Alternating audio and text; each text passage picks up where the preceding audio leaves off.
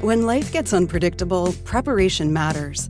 In medicine, it's all about staying alert, ready for whatever comes through the door.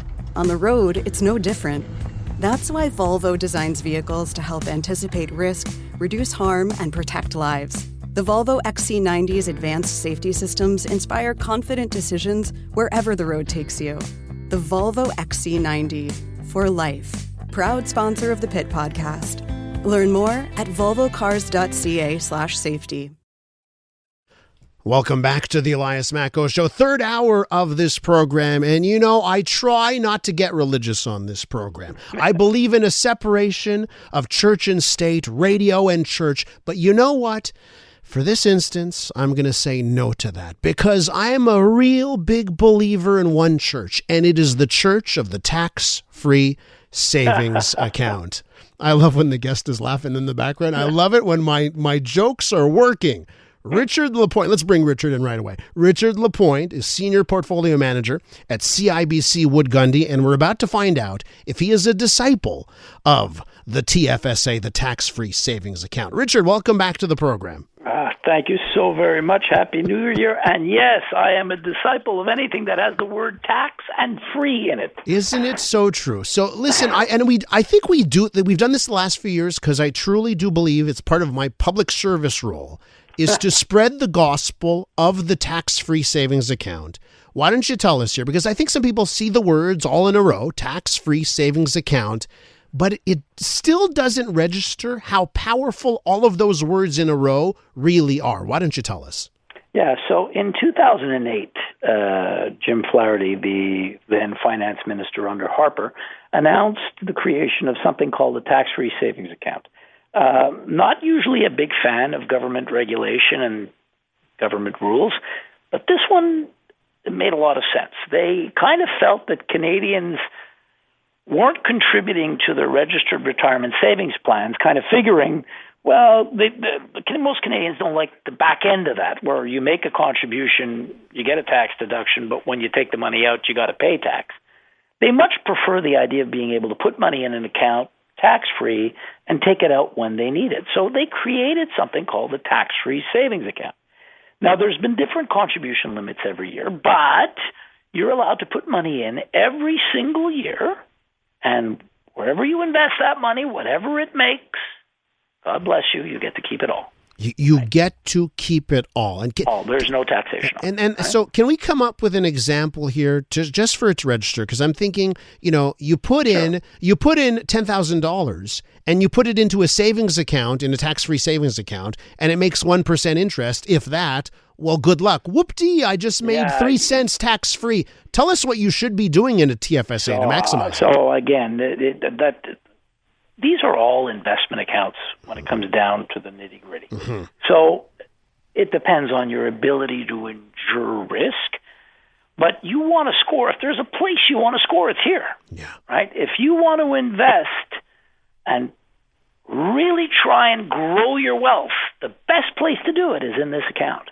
Because whatever money you make is free of all taxation. Right? So if you were to buy shares, I'll throw out an idea here. Now, again, these are my ideas, not those of the CIBC banks, just mine. Mm-hmm. But say, for instance, you were to buy the TD Bank, one of our competitors, right? It's gotten slaughtered. Down from 109 to 78. It pumps out a wonderful dividend of 5 3/4 approximately. It's grown that dividend almost every year. Stock's right at the bottom. So if you were to buy that stock at 78, collect that 5.5% dividend, 5 3/4% dividend every year, and it goes from 78 to 90, like I expect it will do in the years to come. All of those dividends and all of that growth, yours. Tax-free. No taxes on it. No government interference there whatsoever. Richard, are you still finding people? Because, listen, you mentioned Jim Flaherty, how long ago it was that this tax-free savings account... 2008. 2008, right? So now we're up to lifetime. Let's say you were 18 at the time. So lifetime now, $102,000 that you can put in, okay? Right. Are you still finding people that they've got savings, but it's not in the TFSA? Do you still find people that have not been utilizing this resource like they should be? Shockingly so, yes. Wow. Shockingly so. Yeah. I mean, look, it's not like I don't have a lot of clients that don't have a TFSA. My clients, I push them to max it out, and I'm relentless on that. But for the people that I'm meeting, the new people that I meet, very often I'll see a tax-free savings account with, very little in it comparatively to what's sitting in their investment account.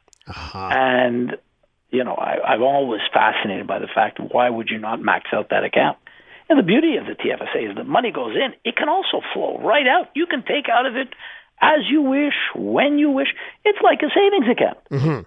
So why you would not maximize this if you had the excess dollars outside. Now, if you don't, if money is not available to you, of course, I'm not asking you to go borrow to put money in, but I am saying that if the money is sitting in an account, you should absolutely maximize your TFSA. And just, Richard, on taking out of the account, right? There are some regulations there. If you take out from the TFSA, you can't put it back in till the following year. Am I correct on that one? The following year, that's correct. Okay. So let's say you have a TFSA, you put in $102,000 into it, and it's grown to, let's say you've done extremely well, it's grown to $200,000.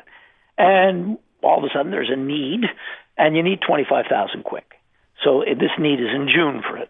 So you take out the $25,000, you take care of the need, and all of a sudden you have a windfall. That $25,000 comes back to you. You can go put it back in January.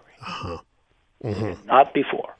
So we'll live with that slight hiccup.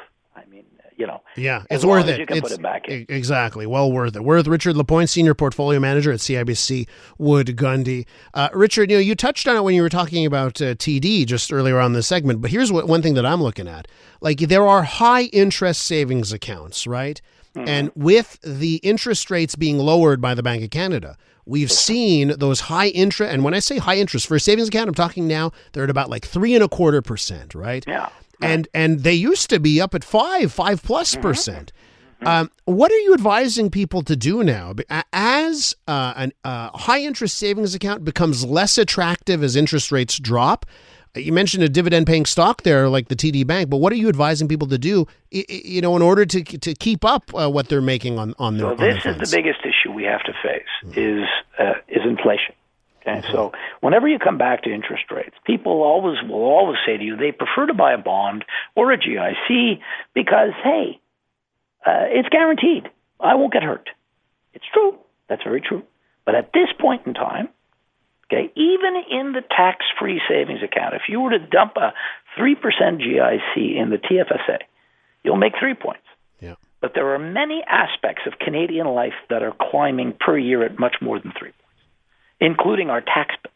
Yeah. Right? And housing big time. Property and housing taxes, our insurance. I just got my car and house insurance. Sweet mama, did it go up. Yeah. Okay? So much more than 3%. In today's society, you have to buy, I personally, again, my opinion only, you have to buy something that has the propensity to grow because your costs are growing. Yeah. Much more than 3 points. Richard, and just a note of caution, right? Because I have a listener who says, what if you put in $100K and you lose it all, right? Like maybe you do too much of a risk, right? You put it in a stock, you're basically going to the casino in that respect, right? They ask, can you put in another $100,000 if you lose 100? No, you can't, so right? The answer is no. First off, your listener should also understand, you did see the name that I put on the recommendation list, the Toronto Dominion Bank. Yeah. We're not watching that disappear tomorrow. Yeah. The companies that I buy are always big, safe, cheap, pay a dividend. No one's asking you to speculate. Yeah. There's nothing that destroys wealth more than speculating and losing. Yes. Right? It takes multiple wins to make up for a silly loss. So just stick CNTD. I mean, one could make an argument for some of the telecom stocks. These are big name companies with huge established businesses that over time have provided great rates of return to people. So that's what you'd put in your TFSA.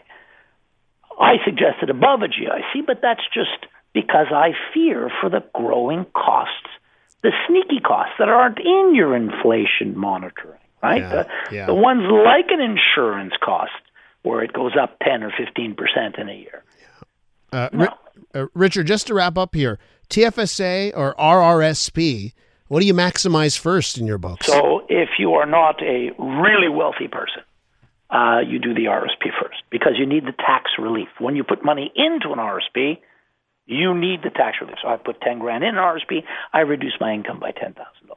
Now, for a guy making $3 million a year, say one of our hockey players, for instance, him saving $10,000 isn't really going to make a difference to him. A TFSA would probably be better for him. But for the average individual, all of us, $10,000 is the reduction in income would be well received. So always RSP first for most of us, TFSA second. Richard, always fun talking to you. Thank you so much for spreading the gospel of the TFSA. Thank you, sir. That's Richard Lapointe, Senior Portfolio Manager at CIBC Wood Gundy.